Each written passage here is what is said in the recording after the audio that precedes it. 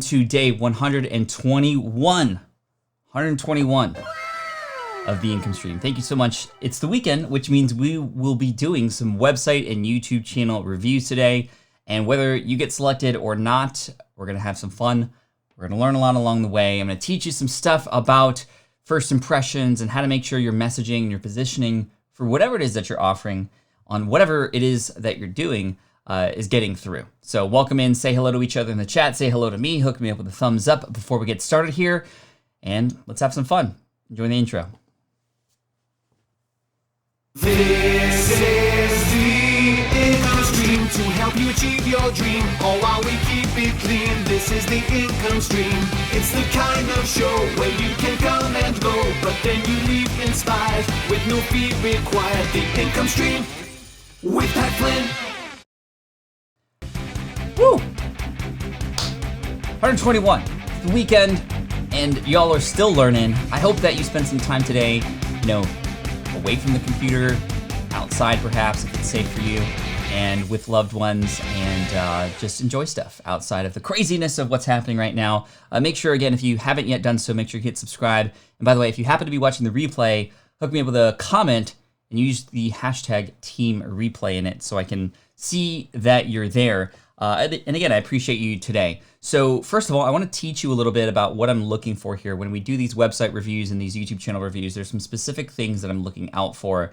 And for those of you in the chat who've been here before, you know these things. But if you're new, this is what we're going to be talking about today. So number one, what I'm looking for is, does whatever we visit tell me who this is for and what's in it for me? Not me like Pat Flynn me, but me as an avatar or target market, right?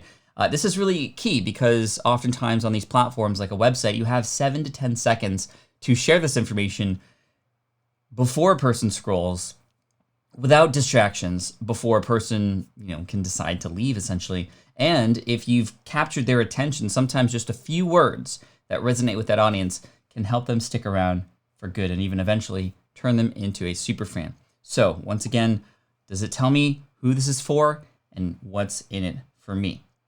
Next, are you helping me or the target audience know what to do first? A lot of times, especially for blogs and even YouTube channels as well, right? These are made up of just a series of videos that we create that are often not in the order that we should be as somebody brand new to the brand should consume them in. So it's really key that we can help guide, navigate our user, our target market to what would be most helpful first, or perhaps what the first call to action would be. On a YouTube channel, you can set different playlists such that maybe there's one in particular. For example, maybe you teach podcasting. You have, okay, I have 300 videos on my channel, but here is the section about podcasting that you can get started with. Hey, Archer, with the super chat that just came in, thank you so much, my friend. Happy birthday to you yesterday, and a big bruh to you, my friend. Thanks for the compliments on the shirt.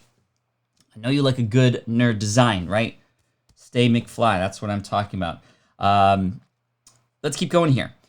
Number 3, how am I connecting to you versus others? Where are you placing information, whether it's within your videos in a about page or on a welcome video or something, that tells me a little bit more about why I should listen to and follow you versus others, right? This is really key because there's a lot of people fighting for and vying for the attention of the same exact audience that you are targeting. And so it's absolutely key to make sure that you are indeed focusing on, well, what about me? What are my superpowers? What is unique here that a person can go, oh, this is different. I think I should follow along. And then, of course, number 4, non-essentials and distractions. I'm just looking for stuff that just is standing out, is maybe a little bit unnecessary or perhaps is lacking or is too much and whatnot. And I'll point those out as well. And of course, Team Flynn, as we are here and as we're doing these reviews, you're more than welcome to share your thoughts as well. This is all helpful for everybody, even if it's not your website, and even if you don't think that this stuff is helpful, it's still coming from you, and you have value to share. You are worthwhile, and your comments are absolutely gold, not just for the person whose website or YouTube channel is getting reviewed, but for everybody else here too. Can I pop up my little image down there? Hold on, let me just try something. Let me just try something really quick. How can I? Is that gonna pop? Is that gonna pop me up? Pop up? Huh. Oh no, I know why it's not working. Okay, cool. And then finally, just branding and design. We just want to make sure that everybody's cool with like, okay, well, there's a theme here and it's not totally out of place. It's not totally random and things like that. In fact, I think I have, do I have a video? Hold on one sec. I'm going to go to YouTube really quick. Not Slack. What am I doing? Let's go to YouTube, and I want to look up my channel really quick just to show you some stuffs. You're making me sign in? Yo. I just signed in a second ago.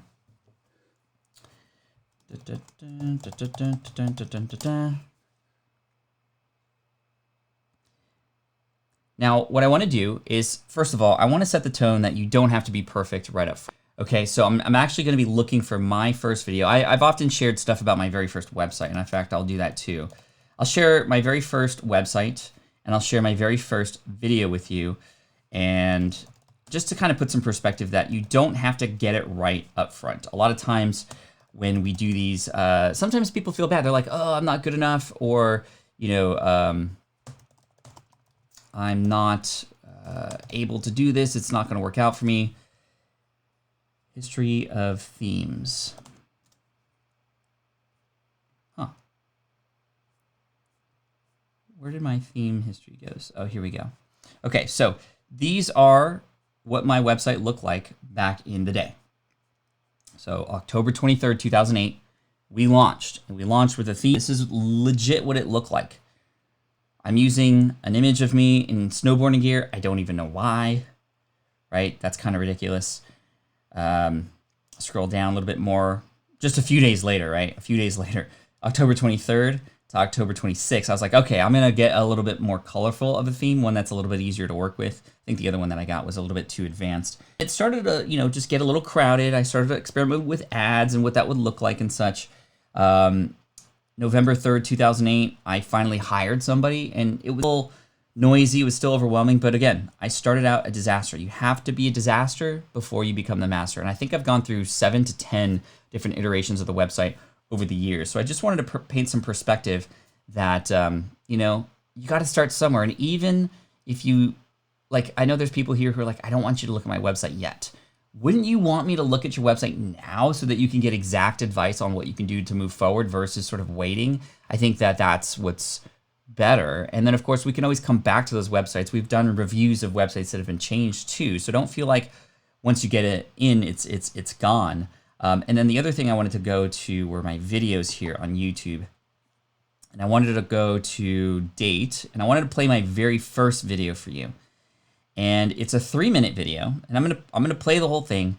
And you know, it's still over the last 11 years, has 9,000 views, but I want to play it for you. And you'll just get a sense of just how things have changed over time. I was very scared to put my face on camera, by the way, which is why I started doing screen recordings first. So I'm going to play this video for you, and hopefully the sound will come through. Yeah, Hey okay. everybody, this is Don't Pat laugh. Flynn from Don't the laugh. Smart Passive Income blog at smartpassiveincome.com. And I'm trying something out a little new today. This is actually my first video that I'll be putting on YouTube and on my blog. And I'm using some really cool tools that allow me to do some really cool things, which I'm going to be sharing with you really quick today. Now, you get an insider view of what's on my screen, and that's done via Camtasia for Mac. And again, that's how I'm recording this screencast right now. I'm also using something called a bamboo tablet. Now, Bamboo is the name of the product. It's actually done by and it allows me to use a pen instead of a mouse to navigate. So I'm using a pen now. And the reason I'm doing this kind of goes along with the third tool that I'm using. It's called Omnidazzle. And what this allows me to do is it allows me to draw on the screen. So if you could take a look at the window right now, you know, I can draw. And I think this is pretty powerful stuff because I can use this to highlight things that I'm doing online. So for instance, I can point out certain areas that I like. You know, I can change the color and show you this area right here. And as I'm talking, I could really teach you and show you exactly what I do online, even down to where the click is. Or, you know, it's really hard to explain to someone in an email, you know, well, this works for you here. where it's hard to explain that type of stuff. It's really easy to show you using this pen and stuff. And I'll put the links to where those tools can be located for you in case you're interested in doing something similar. I'll put those links on the show notes and in the resources section at smartpassiveincome.com. So pretty cool, huh? I'm not going to go into any type of teaching or anything like that right now, but I just want to show you kind of what's coming up, what I plan to do, and I plan on doing this a lot more. And maybe it'd be cool if some of you guys out there who have your own blogs and you want my advice for whatever it's worth to you, I'd be happy to show you exactly what I. All right, I can't take it anymore, you guys. It's just, I mean, it's kind of cool. I'm writing on the screen and stuff, but why are there so many tabs? By the way, this is crazy. Okay. Anyway, I just wanted to share that with you to give you some perspective that we all got to start, right? We all have to start. So why don't we start with getting involved with some of these reviews today? And let's actually start with a website that was offered by, who was this? This is Lisa, I believe. Let's see. Just getting into ConvertKit here. Yes, this was Lisa's, and this is quietancestors.com. Quietancestors.com. And the first thing I'll mention is kind of immediately upon arrival, we get a pop-up here. And this isn't the worst pop-up I've seen, in fact. A lot of times pop-ups are very aggressive. And this one is just simply for a newsletter about something that kind of assume what it's about. And I think it's important to understand that pop-ups do work. However, the timing of the pop-up is really key. And if it comes in too early, it's essentially like an interruption, especially if people have come from somewhere and there is specifically like a thing that they're looking for here. Maybe they heard you on another website or they found you on a Google search. You come here and then boom, you're interrupted with, hey, by the way, before I give you what you were looking for, I think this is more important for you right now. That's kind of the tone that we can receive with these pop-ups. And pop-ups is the number one that people don't like in terms of their website experiences. I mean, let me know in the chat if you agree that that's not a great experience. Quiet Ancestors newsletter. Sign up for news and ideas to get you start writing your family history. Plus, receive my free guide, Create Your Family Tree in 5 Easy Steps.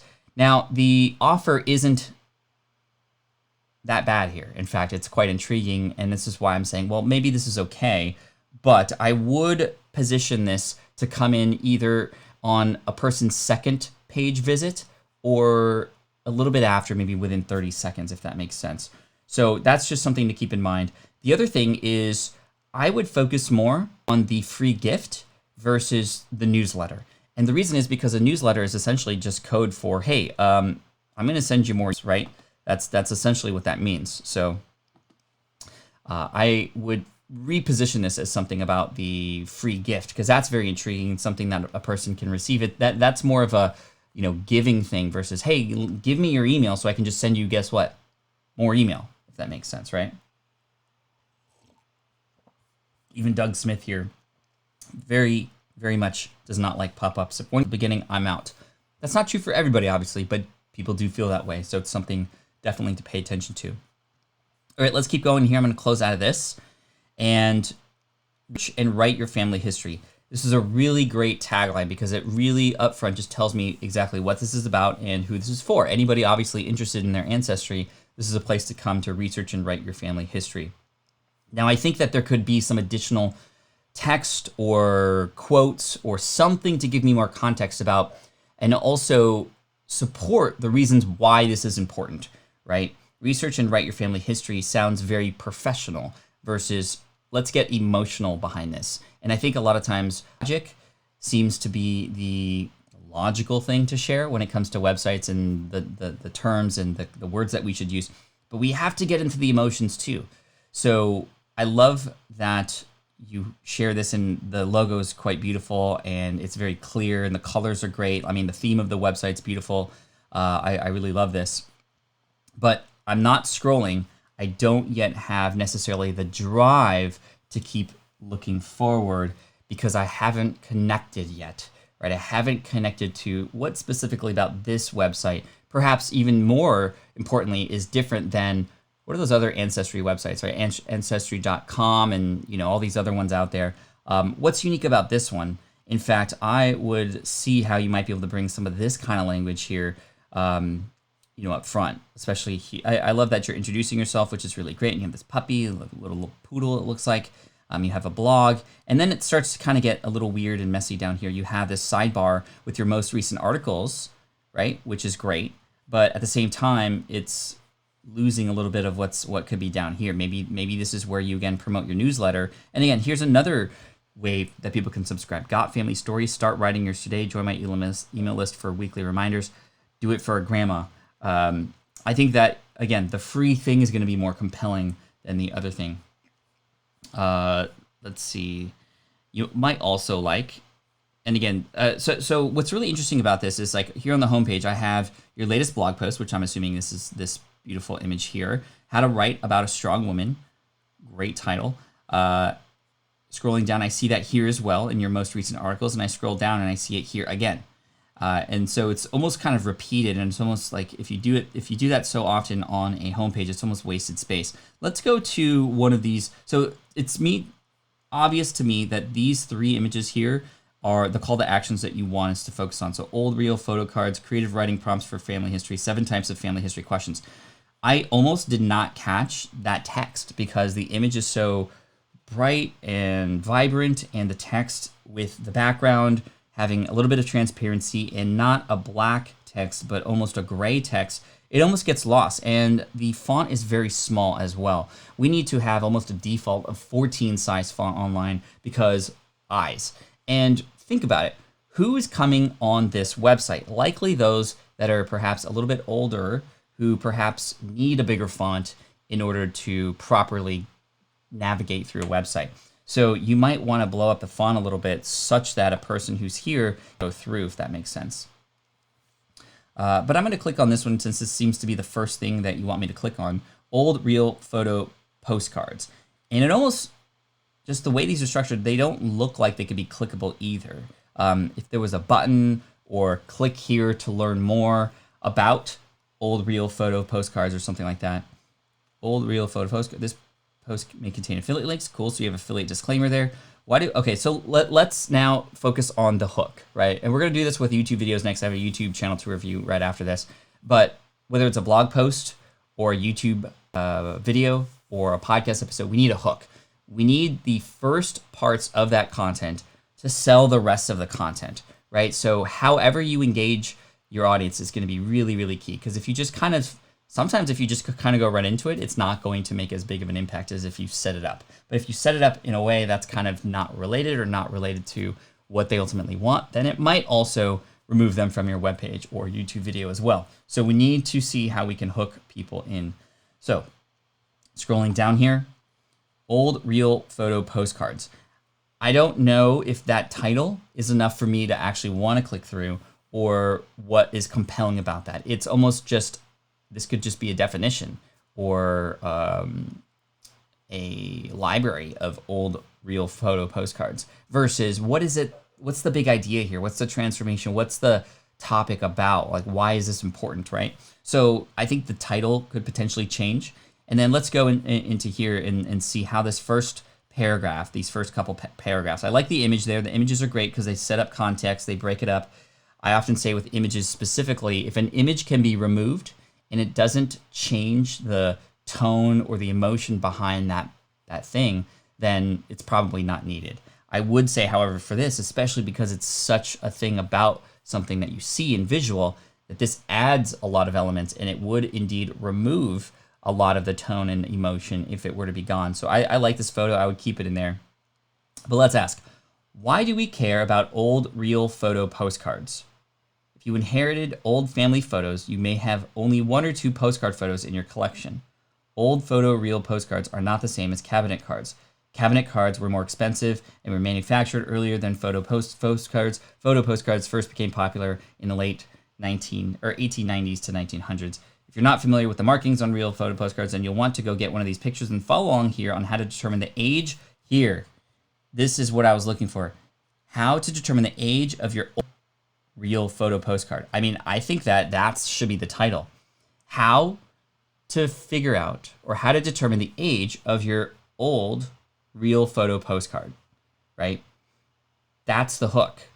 that's what's going to keep me going. That's what I want to learn at the end, versus this whole top first paragraph was specifically about just what is a postcard, and sort of like you started mentioning dates and you started mentioning cabinet cards, which is irrelevant right now. I think that stuff can be mentioned later when you start, after you've hooked people in, and you can go, hey, by the way, did you know that there's this other kind of card? That's actually not what we're talking about here. I think that if we focus a little bit more on the hooks of our blog posts, this is for everybody.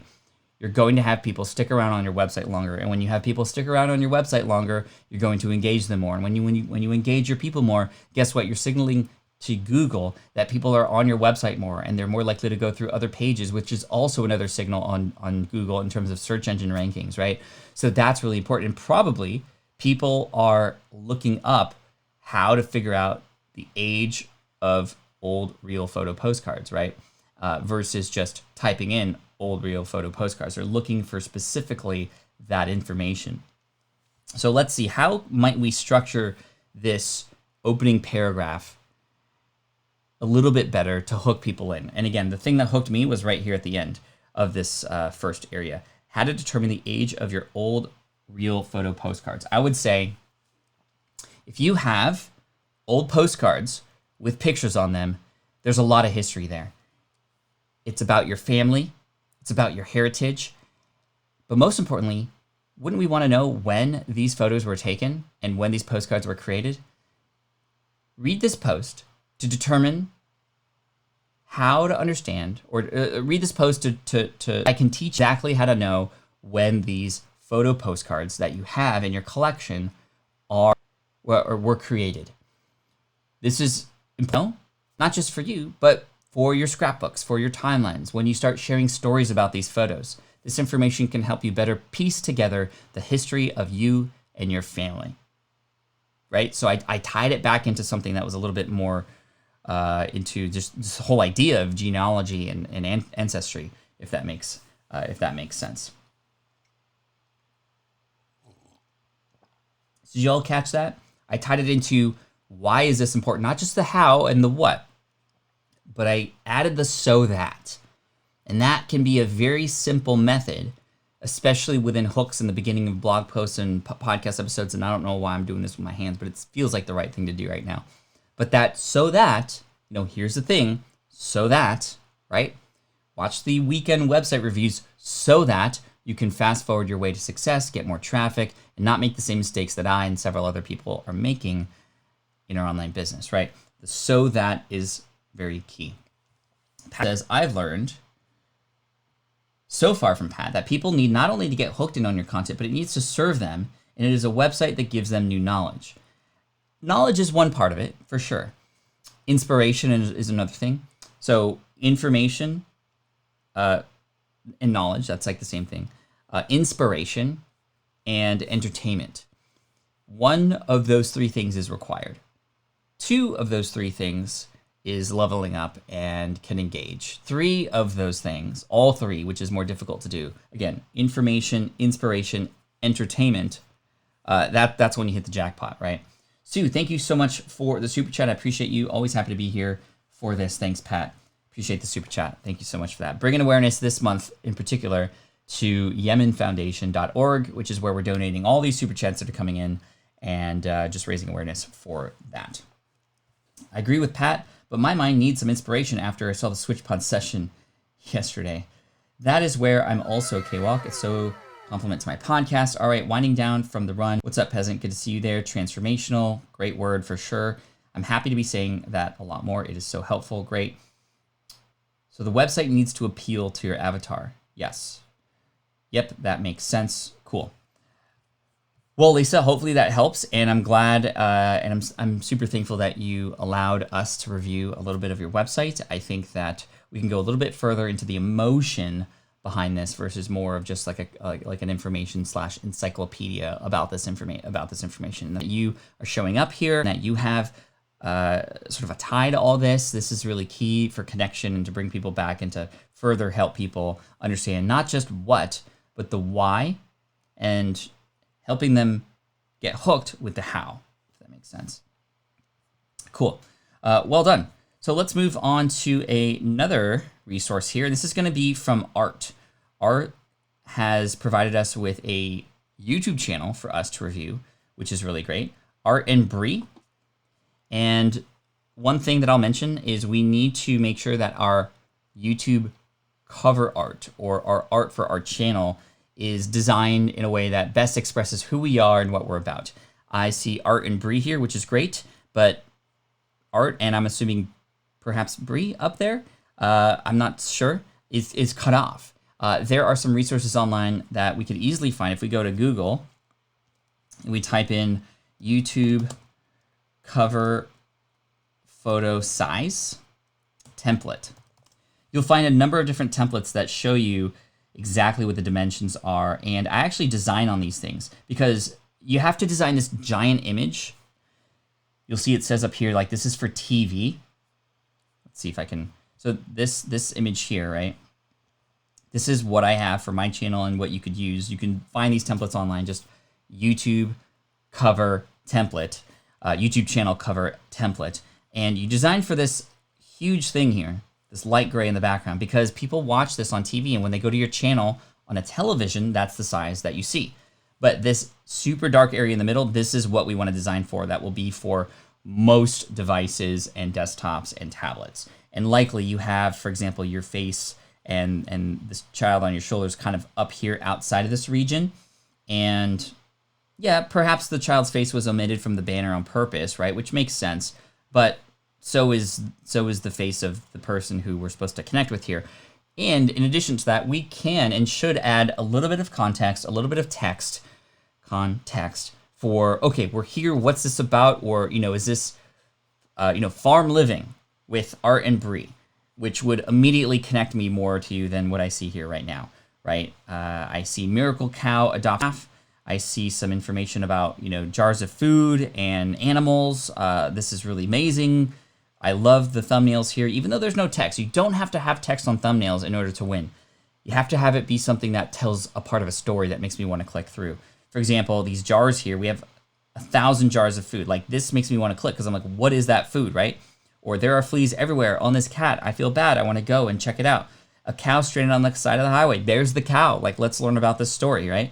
So it seems like it's more of a vlog and more of a family life sort of video documentary style thing related to life on the farm. And that sort of living up here, just some text to provide context, your sort of 5 to 10 words can go a very long way in having people who are just here go, oh, awesome. And yes, you have 166,000 subscribers. You've gotten here despite not having that. That's awesome. And hopefully this inspires all of you out there. It's like, you don't have to have these things perfect at the start, but here, Art, you can take this to the next level now and you can do a redesign. I think that for a thumbnail like this is great because it has a facial expression. People love clicking on facial expressions, especially if, for example, the title does a good job. And this one, Miracle Cow Adopts a Calf, Not Her Own. That's an amazing title, and that probably is what's gaining the clicks. The thumbnail here, the face, is kind of like your reaction, and I think that works well. Again, you don't need to have text. You don't even need to have the thing that is being mentioned because now it provides curiosity. It's just your reaction to it, and we want to learn more. You could have experiments with different thumbnails and try one with a calf on it and with another cow and see if you start to get a higher impression rate. The beauty of YouTube is they provide so many analytics and data for us that you can quite click quickly to see when you change something, how that changes things. And you can change back, or you might have higher impressions. And what we're looking for with thumbnails and titles specifically is a higher impression rate to click-through rate, or impressions to click, so your click-through rate. And when you get a higher click-through rate, YouTube's gonna serve you and serve your video to more people because they're like, oh, this is working now, let's send it to more people. And that's where you get a lot of people who find your videos through related videos, through their browse and home and just recommendations and whatnot. And I think that's really great. I really want to know who the guy is on this one. 166 subscribers is interesting. Yeah, so let's play this video. Just it was your choice to put this video as sort of the welcome video. You don't have to have a quote unquote welcome video that's sort of like a 2 to 3 minute introduction to your channel. It's highly recommended, in fact, to put your most popular or one of your most popular videos there, because that popular video, or at least the videos that help you gain more subscribers, are ones that do a good job of getting more subscribers. So you can try and experiment with putting that video in your welcome area. If you don't have a welcome video or a first video that people, if they're a first time if they're a first time viewer, you can also have a video set specifically for returning viewers as well, which is pretty cool. But let's play this video, and I'm gonna actually open this up on a new page so we blow it up a little bit. This is the miracle of a cow choosing to adopt a calf that's not her own. So right into it, this is what it is. It connects to what a person is expecting when they click through. And then you get into a nice little contextual view of what's happening, and I see cows. I'm curious to see how long this goes and how you sort of tell the story, but I'm hooked on just the story alone.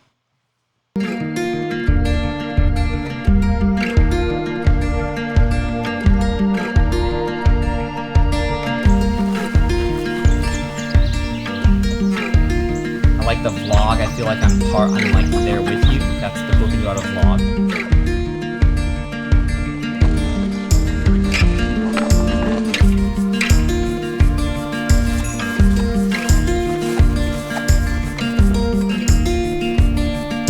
Just so y'all know, like I'm seeing this beautiful story unfold.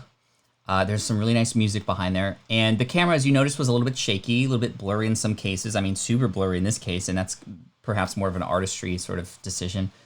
But we all have access to tools to be able to create videos like this and to tell amazing stories. Storytelling, in my opinion, is the #1 skill that we should all get better at. When you can get stories, no matter what platform it is, you can intrigue people, you can get people sucked in, and you can get people to learn and get inspired and get entertained by you. Storytelling is absolutely key. So although we don't have a lot of content yet, because of the nature of the story, we are still hooked in the beginning. So great job on that. I'm going to play this a little bit further just to see how long this goes, because it is still quite long, but I hope it doesn't go too much longer. If you go like 3 minutes or even a whole minute of just the background music without you coming back in, I want you to come back in soon to sort of interrupt that pattern again and add another level of just of an open loop, right? You created a huge open loop in the beginning, and open loops are quite important, especially on YouTube or podcasting, where you share something that has happened, but you haven't shared how it's happened yet. Sorry, glitch in the matrix. But that's absolutely key, because then you hook people in. So let's click play here.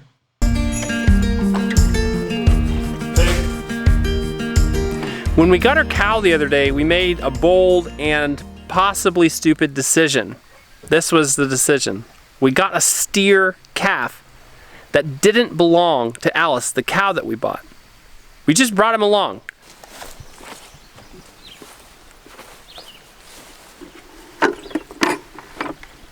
Okay, I'm not going to play anymore, but I like where this is going. You started in the beginning of the story. Now we're hooked, right? Now it's almost like an episode of some Netflix show that we want to figure out how it works. The one thing I would mention, Ari, that you should do in these videos is, even though people know who you are and you have this large following, I guarantee you that a lot of people who are finding this video are not your subscribers. In fact, you can find out in your creator studio how many people who watch these videos are indeed subscribers or not. And you have to introduce yourself, even if it's really quick, right? Really quick. If I look at Smarter Every Day, Dusty, who we get to know because it's ingrained in every one of his videos. But you'll see really quick, I love Dusty's videos. He teaches science, he makes it fun, and he just helps us understand more about the world. I'm gonna play the beginning of Dusty's videos here.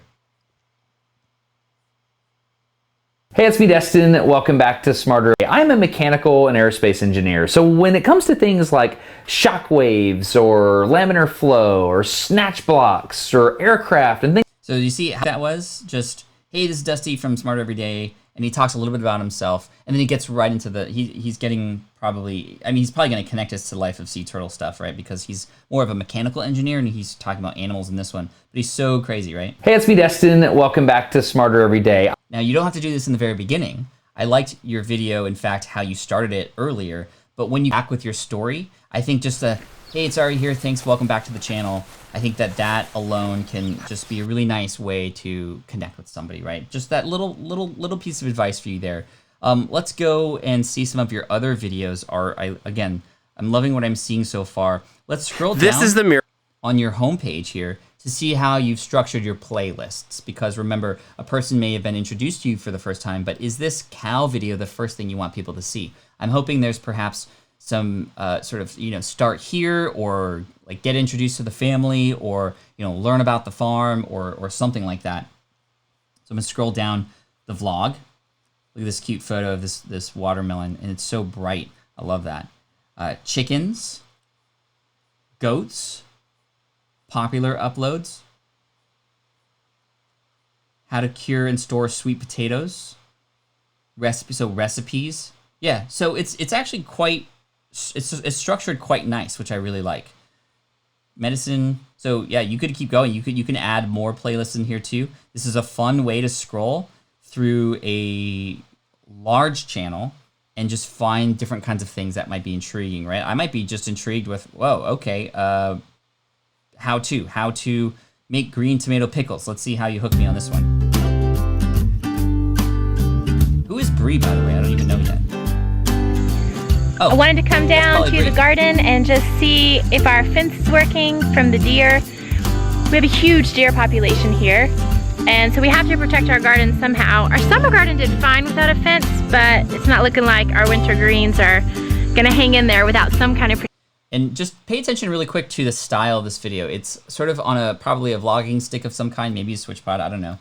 Probably a Gorilla Pod, I'm not sure. But the close-up of this camera during the introduction is really great. Imagine her telling this, and she's standing back there, like by here, with some microphone that allows us to capture the audio.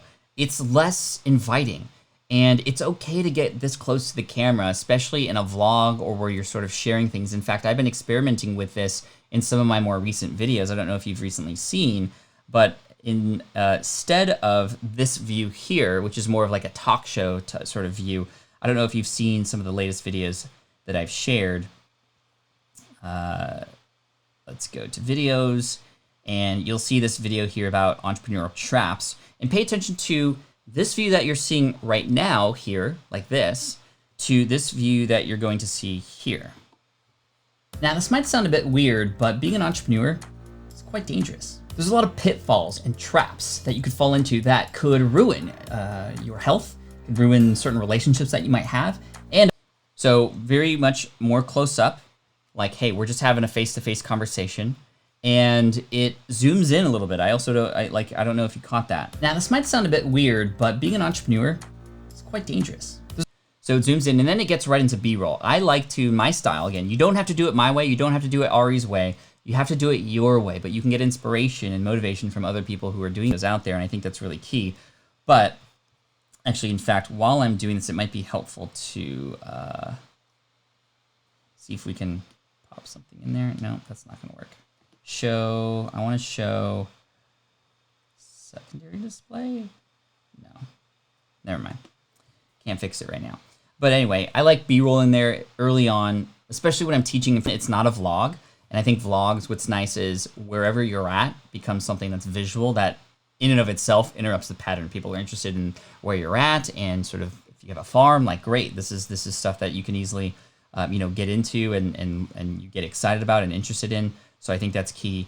But again, you need to develop your own style, but don't be afraid to get close to the camera. It's very personable. It's very much a quicker way to connect with people too. And I'd highly recommend that. So Ari and Brie, wonderful job. Love the farm.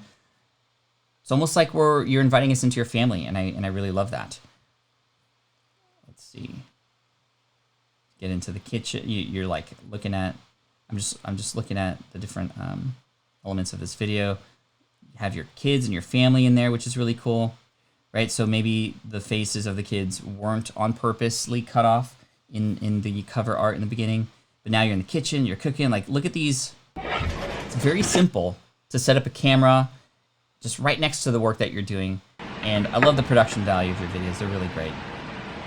Now that I got my tomatoes cut, I'm gonna get my water heated up, and I'm gonna warm up my brine.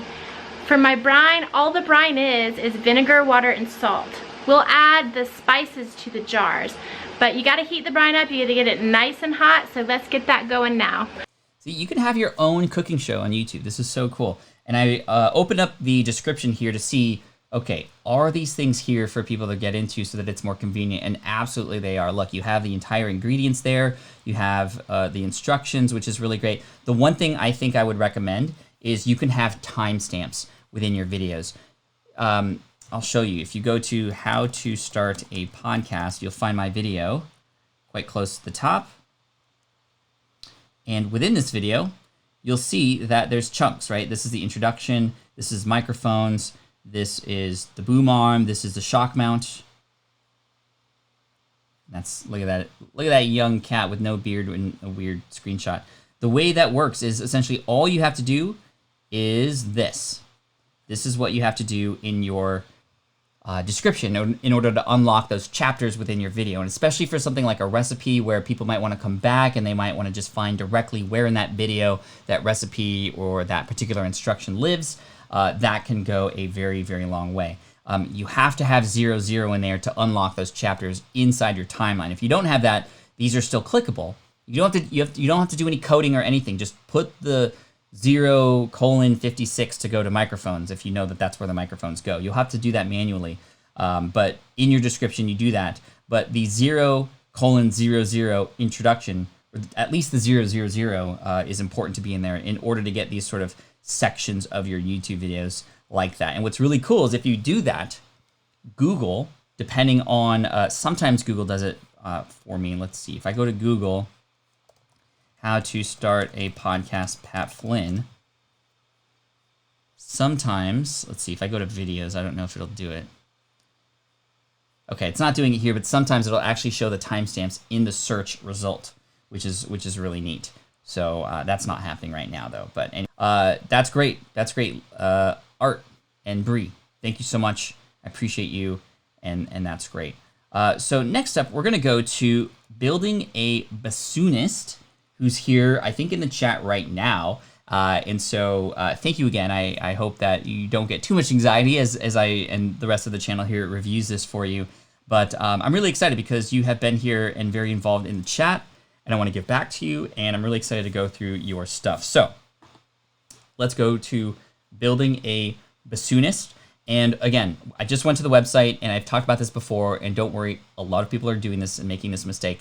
But you've asked me to subscribe before I've gotten to know you, right? It's essentially you're asking me to, go on a date with you before we even had a chance to talk to each other. You haven't asked me to marry you yet, right? You haven't asked me to buy anything or do any sort of transaction with you yet.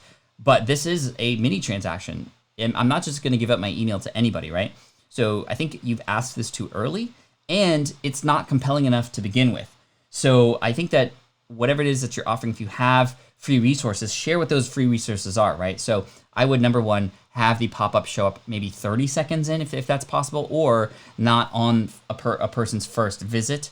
Maybe it's on another page. And of course, you can still collect email addresses on a homepage by having sections of your homepage being very intriguing. And we need to sell people into our email list. We need to sell them. We need to have it be so intriguing that a person goes, oh my gosh, that's exactly what I was looking for. I'm going to put in my name and email, versus subscribe and learn, get free resources. And again, I don't know you yet, so how am I going to trust that the emails you're going to send me, and I protect my inbox, and most people do. We don't just hand out our emails. We can change when this happens and what the offer is, right? I would prefer to see maybe a PDF guide or maybe a checklist or the 5 biggest mistakes bassoonists make. Click here for your free PDF download. Learn these tricks and tips so that you can fast forward your way to bassoonist success, right? Or whatever the copy might be.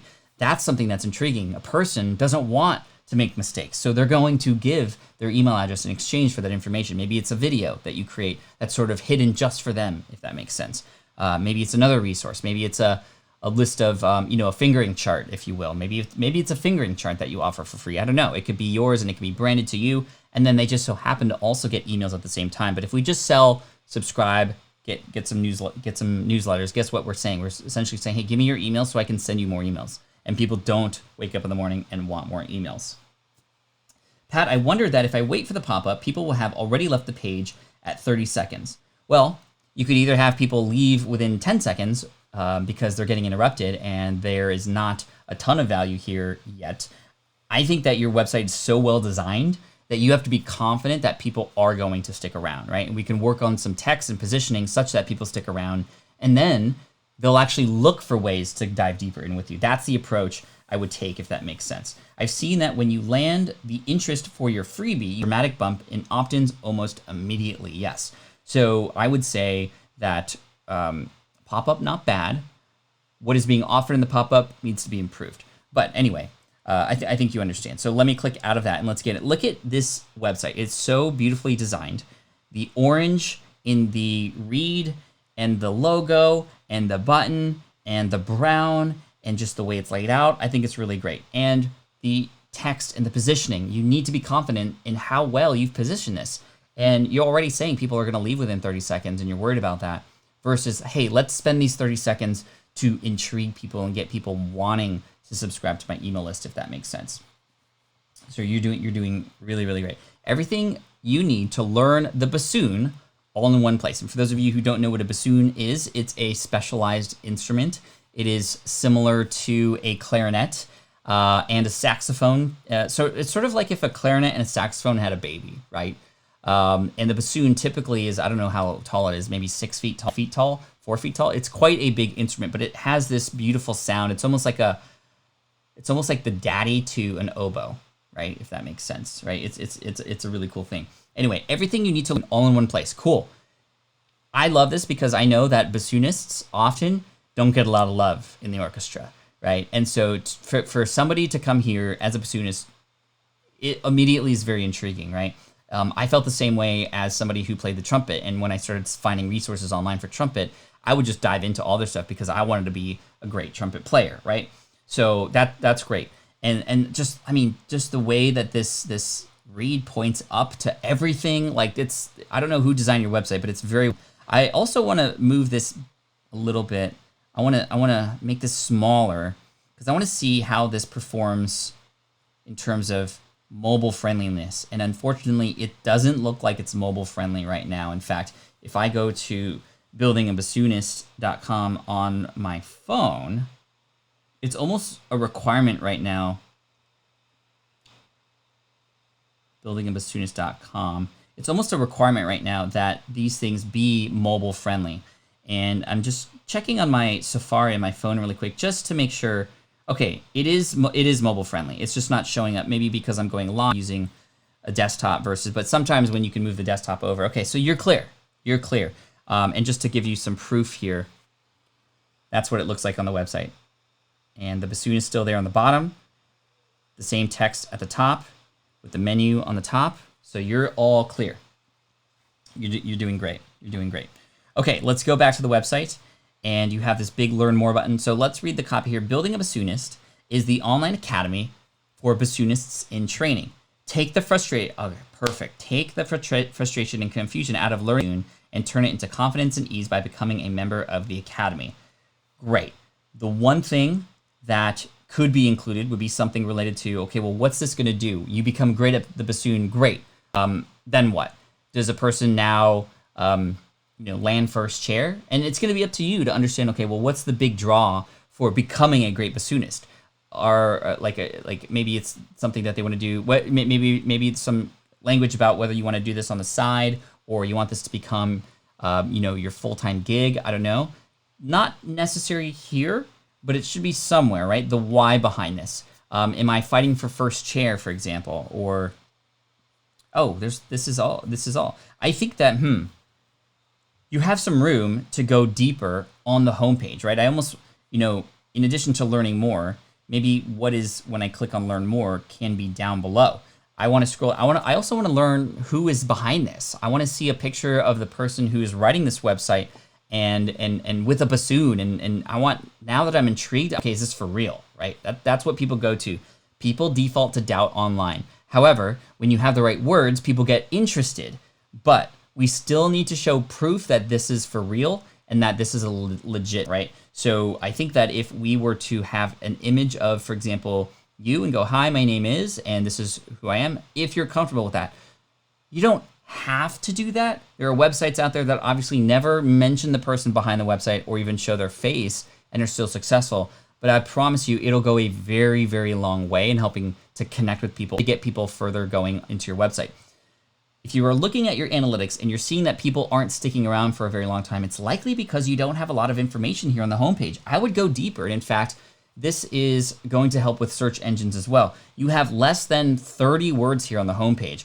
I built out this homepage a little bit more with different sections. One section to have people subscribe a free resource. Another section to talk a little bit more about you. Another section to talk about what learning from this resource can do for a person's career and the why behind it. Another section with perhaps some free blog content. Another section with perhaps of it all on the home page. This starts to build out the authority page versus what this looks like more like is a landing page versus an authority page. Anyway, I'm going to click learn more. I'm just giving you some advice for how you can fill out that home page and make it more intriguing, not just to humans who can then scroll around and have some, we cannot assume that a person's going to go, oh, I'm going to click on lessons up top, or I'm going to click on free resources. Maybe there's a section for where to start exactly, right? But this is all great. Do you have social proof? Grandma put perspective on scholarship and lack for love for bassoonists in a band, and your website would be interesting hook maybe. Yeah, this is all great stuff. So I'm going to click on learn more and see where we end up. Coming September 2020, Building a Bassoonist is an online academy that is designed for middle and high school students. That's new information, who are either starting on the bassoon or switching from another instrument to the bassoon. It is meant to replicate private bassoon lessons as closely as possible so that the student feels confident and successful. As a member of the Academy, you won't need to go anywhere else for information, instruction, or resources for learning the bassoon. The Academy was designed by Natalie. Okay, so you are interested in putting your name there, and that's okay, and that's great. Who is a professional bassoonist and educator. Again, this stuff should live on the homepage to prove. Now, when I clicked on learn more, I'm now at a dead end. Hopefully, you collect my email address. Okay, good. Interested? Join the email list for updates to learn how you can receive a major discount as a founding member. So that's cool. You're validating an idea. You are collecting a wait list right now, and I think that's awesome. What I don't think is as awesome is I'm on the homepage, and the one thing you want me to do right now is the thing that I cannot get access to. A big button that says learn more. And it's taking me to a pitch, essentially. And it's a pitch that I can't even get access to right now. So for right now, I think the learn more should be some sort of start here page, right? And again, this is, you're asking me to marry you before we've even gone on some dates. How can we go on some dates first, if that makes sense, before that ask? I do want to click on the about area to learn more about you, Natalie. And there you are. This is the photo that I would have on the homepage. And I would also write it in the first person, right? Because this is, people connect with people. And by writing in the third person here on the about page, it almost is like you're trying to be this, I get where you're coming from, because trust me, I did the exact same thing. On my website at greenexamacademy.com, I had set it up in a way where I was like, okay, this is a professional industry, architects. I want it to seem like all the other architecture websites out there. So I'm going to talk about myself in the third person. I'm going to have this professional photo. I'm going to have it be, we at Green Exam Academy believe that you should pass this exam. Pat Flynn, our instructor, is blah, blah, blah, right? And it's just like, okay, versus, hey, what's up? I'm Pat. I am somebody who took this exam recently, and I'm here to help you. Oh my gosh, you're the person that I'm looking for, right? So I think that the intro is great. I mean, so well qualified. Proof with the image. That's fantastic. Your passion shows up. I think that's great. I think everything you're saying here is great. I think that we can just reframe it to first person and go to your homepage and have some of this live on the homepage, right? Like, hey, I'm Natalie. If you want to learn more about my experience with teaching and playing bassoon, click here. I'm here to help you as your instructor. And whether you're a middle school student or a high school student, I want to be your primary resource so that we can get you first chair, so that we can help you learn faster and become an important member of the orchestra, or what have you, right? If that makes sense. More personable to see who is behind the teaching. I did the same thing for a long time. This sort of third person view, says Paximus. But this is really great. And again, you've started off so well here. Let's continue to build out that homepage and get people to learn more about you, to get access to free things, and to see some of the content that you have. Also with instruction in particular, if you are going to teach people in an academy, a sample of how your teaching style is really key. So even just a video, an instructional video. I don't know if you do have a YouTube channel, which I do want to visit before we finish up. We're going to go a little over the hour because I want to dive deeper into you. And you've done so much to be a part of the community here. I want to offer something back. But the YouTube channel, some of these videos should pop up here on the website and especially on your homepage. Again, to go, oh, look how awesome Natalie is and how easy and friendly her style is, right? Now I'm more intrigued and there's proof, and I can now go and get excited about the other kinds of things you have to offer, the free resources and even the premium resources as well. I want to click on lessons here. Private lessons. Okay, so I get private lessons from you. Again, you're asking me to go on a date with you before I've gotten to know you at this point.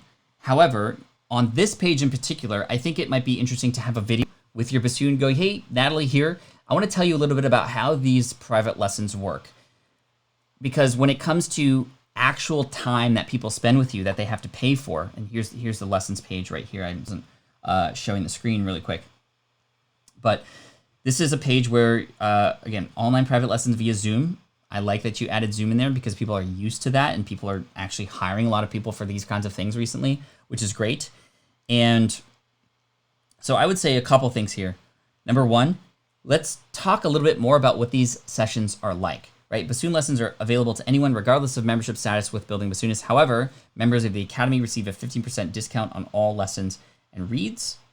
Okay, so that's kind of cool. I don't mind that. But now it's like, boom, lessons, book now. If you're booking people's time, or if people are booking you for time, we need to make people feel comfortable about what that 30-minute lesson is going to be like, what that 60-minute lesson is going to be like. A video from you, Natalie, here on this page going, hey, Natalie here, I would love to coach you in private because I can just teach you and find out where exactly you are at in your journey as a bassoonist. And I would love to give you specific advice to help you fast forward and advance your bassoon skills. And if you hire me at, for example, for an hour, here's how it's going to work. I'm going to spend some time up front hearing a little bit about you and why you want to do this, and also have you practice a few things so I can see what your levels are at. And then I'm going to fine tune and personalize and tailor instructions just for you.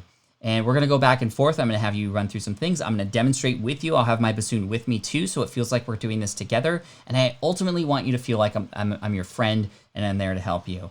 I don't like instruction where you feel like, you're getting into a boot camp. That's not my style. So if that's for you, this is not the place for you. But if you like a friendly instructor who really wants you to succeed, click one of the blue Book Now buttons below, and this will help you understand, this will help you.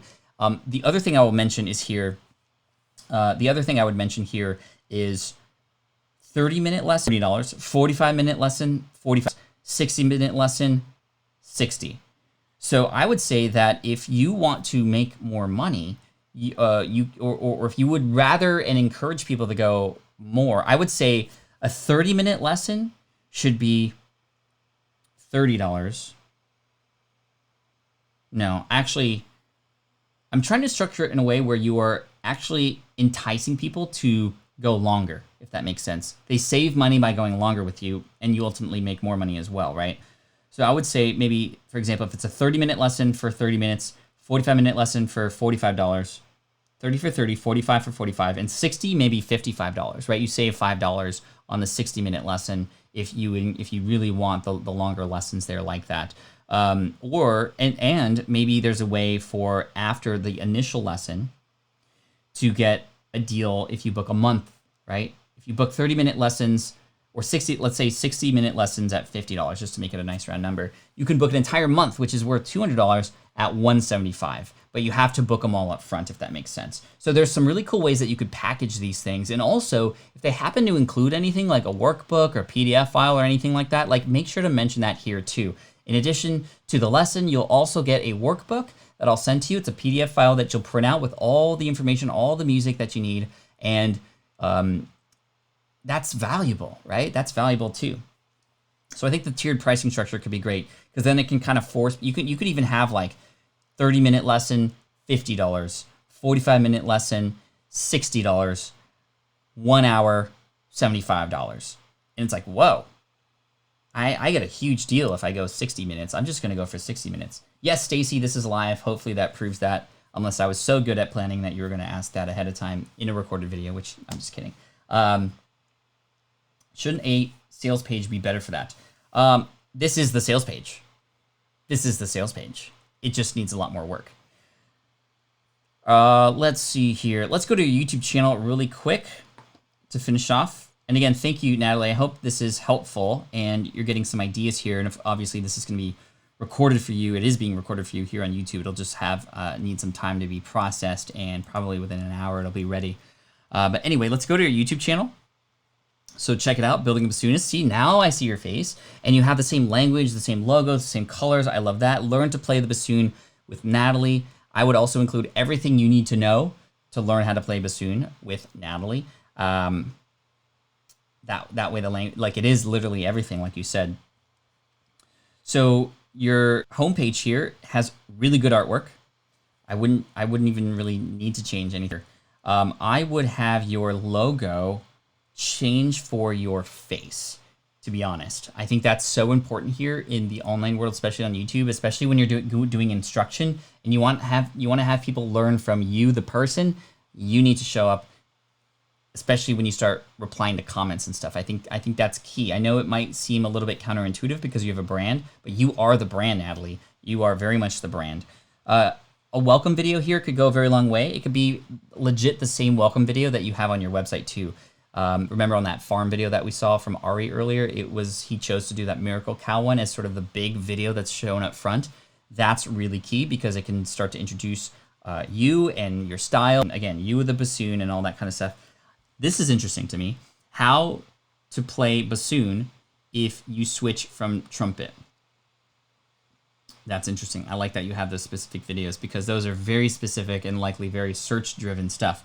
Again, the color and the branding, totally great. And of course, I think, how many videos might you have? Let's see. Okay, so not too many. But you can still develop a couple playlists, or it's just going to take some time for you to fill out your channel in such a way where you can have a lot more content here below. But let's play one of these videos really quick just to kind of get into the hook, and then we'll finish up. Today I'm going to show you how to get started playing the bassoon if you are switching from the trumpet. And even though there are a lot of differences between these two instruments, you're going to feel a lot more confident if you follow along with the tips that I show you today. Great hook. I love that. Even though there's a lot of differences, watching this video will help you feel very confident.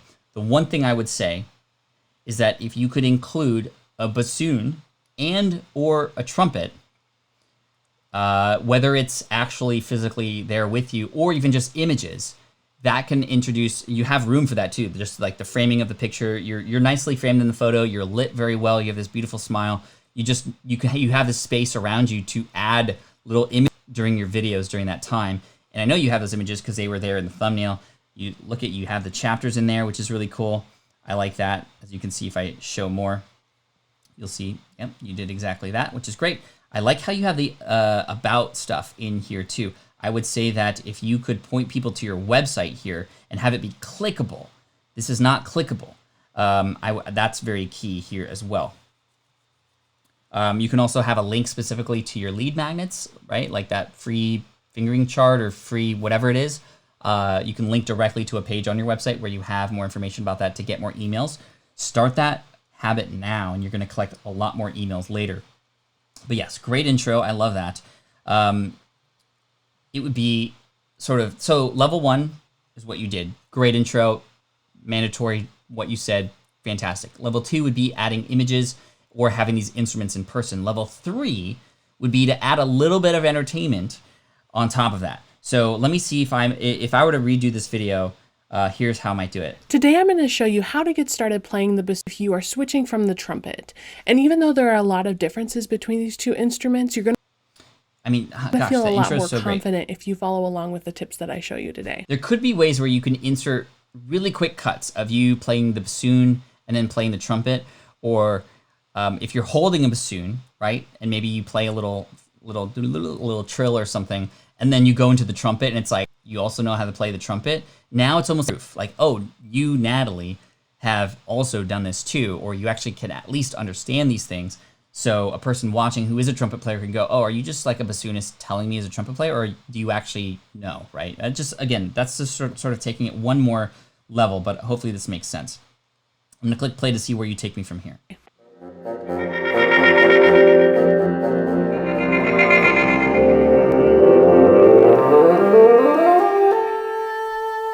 I like it. I hear the bassoon. My name is Natalie Law, and one of my favorite things to do is teach people how to play the bassoon. This is why I created this YouTube channel and my videos, as well as my website, buildingabassoonist.com, to create high quality and accessible online resources for anybody who wants started on the bassoon. Good. If you are just starting out, comment down below what sorts of things are you struggling with? What do you find most difficult about learning the bassoon? And I'll do my best to help you out. This video is meant to show you the most important things that you need to know to start playing the bassoon. It's not a comprehensive video. There are a lot more pieces of information that you need to know to get started. However, if you hit the I like the zoom in, the zoom out. I would say that you don't have to degrade your video if it's not a comprehensive video, meaning you basically said to people, hey, this isn't going to tell you everything you need to know. And I get where you're coming from. You're like, hey, there's more resources out there. Like, this video alone is not going to help you. But it's almost like if a person goes up on stage and they're like, hey guys, I didn't have enough time to create all the slides, but what I'm about to teach you will still be valuable to you. It's like you're positioning, like you're starting off with a negative. And I know that you didn't mean to do that, but just, again, some tips for you up front. Like, you don't have to mention that it's not as good as it could be, or it's not exactly what they need. They're going to know that, and they're going to want to learn more from you after. So that just a little bit of a fine-tuned strategy for you there, if that makes sense. And then the other thing is, I came here as a trumpet player, and it would have been nice to hear that word again to connect me specifically as the viewer. Not even though I do play the trumpet, but I was like trying to put my mindset in, I'm a trumpet player, I want to learn bassoon. You got me with the hook in the beginning, and then you started talking about your academy, which is fine. I think that you had the permission to do that point. But then you're about a minute in and you haven't reconnected to me as the viewer who's watching this specific video. So we can get into that a little bit sooner, if that makes sense. But anyway, I think it's great. It almost looks like this was premiered.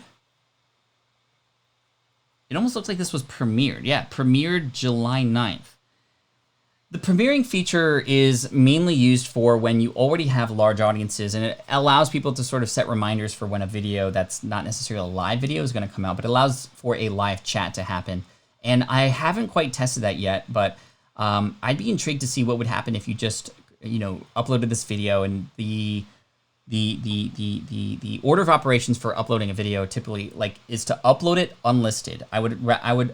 There's so much debate about this, but when you're creating a regular YouTube video on YouTube, upload it as unlisted.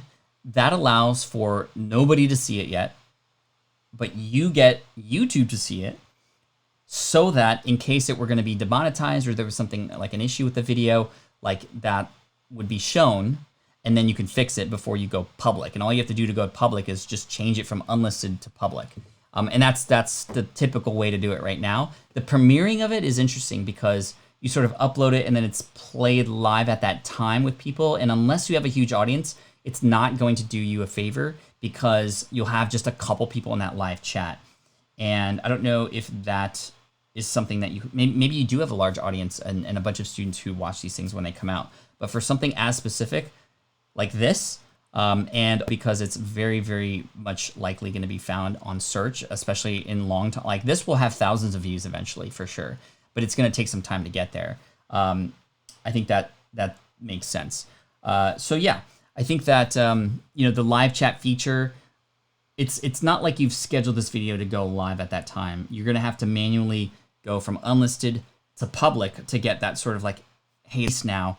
And the premiere includes the live chat, and the live chat's there for people who are like ready for a movie to come out, right?